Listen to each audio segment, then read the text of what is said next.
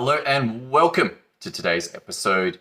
You're with System.io.dev and my name is Tom Rolley. Look, it is a beautiful Sunday here in Byron Bay.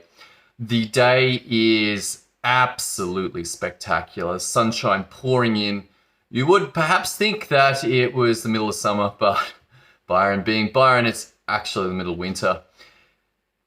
I feel for those that are further south, cold, wet, windy, the Antarctic winds blowing up, making it most unpleasant. But for some reason today, just the sunshine is truly spectacular. I hear, but I haven't seen, the whales are in very large numbers. I don't know if it's a record or not, but let's call it large numbers. And look, Byron, the crazy thing to me is that this is a low period for tourism. I'm like, have you guys actually been here in the winter? It is awesome, particularly if further south. Look, I get it if you're from Queensland. Hey, you guys are going to have great weather as well. But south of here, it's certainly hard to beat. This morning, I want to share with you a little experience I had, which was that I was out surfing water goes, and I was getting a lesson with my friend Ben.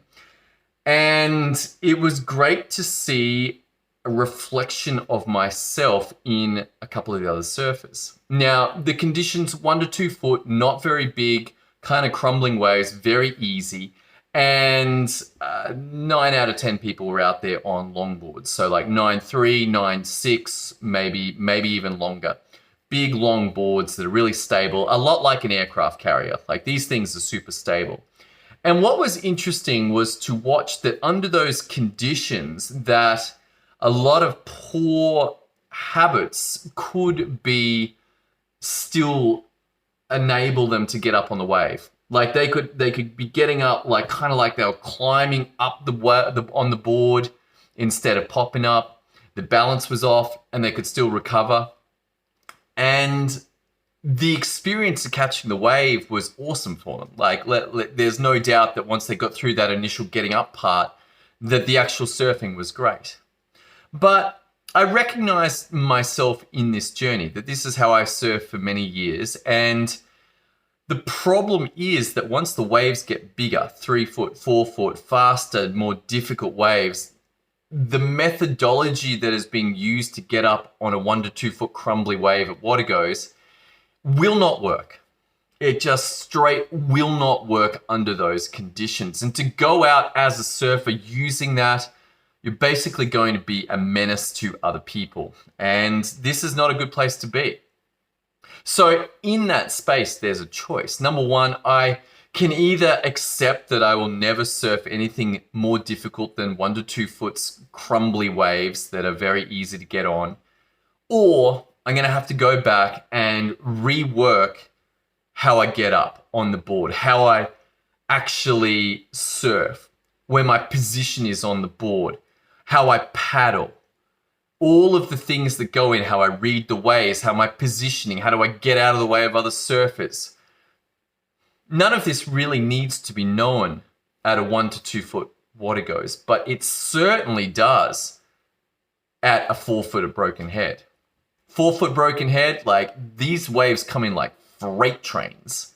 And it is just, my last experience was, I need more help. I need to go back and get this right. This is not going to work. And so here I find myself back surfing 1 to 2 foot.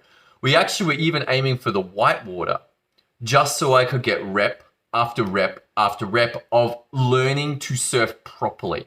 So that when it goes to 2 to 3 foot or 3 to 4 or hopefully 4 to 6 foot, that the techniques that I'm learning now on these crumbly 1 to 2 foot waves are the right techniques. These are the ones that will hold up under pressure. And what I took from all of this was that this was beautiful analogy for businesses. That as they go along, they can get away with bad habits and get away with poor ways of doing things that work when the business is small, but do not work as the business becomes successful.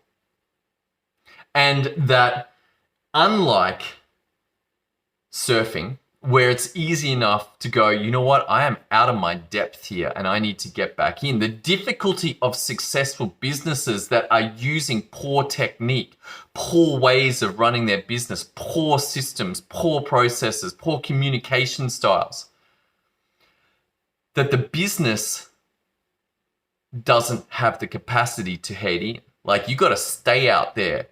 And now you're dealing with 4-foot freight trains but no capacity to go in. And so this begs the question, when do you want to get your systems and processes right? Do you want to get them right on the small waves? Or do you want to get them right under pressure, where the consequences of not having them done means that there is stress, there is expense, there is team difficulties, there's poor culture, all because you didn't realize that the systems and processes that are not required early will be required later on. So if this is something that you're interested in, then continue in this journey with me. So either like or subscribe to this podcast or video, and we will continue to look at how the requirement to get these on point early actually makes the growth phase, when you are killing it, far more enjoyable than the hellish nightmare that can occur when you simply don't have these on place. All right, that's all I got for you, sir. I hope you have an awesome Sunday. I'm going to go and enjoy some more of this Byron sunshine. See you tomorrow as we continue this journey into the power of processes and systems in business. See you then.